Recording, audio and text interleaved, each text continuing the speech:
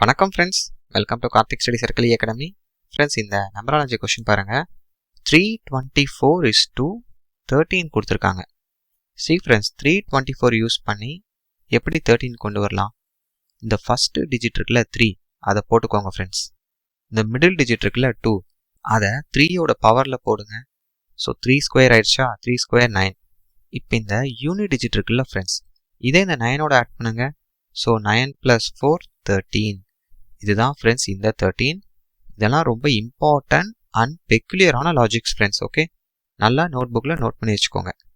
இப்போ இதே லாஜிக்கை 618க்கு அப்ளை பண்ணி பாருங்கள்.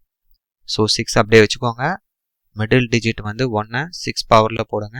ஸோ 6 பவர் 1 6 தான். லாஸ்ட் டிஜிட் 8 இருக்குல்ல, அதை இந்த ஆன்சரோட ஆட் பண்ணுங்க. So 6 + 8 gives 14. கரெக்டா?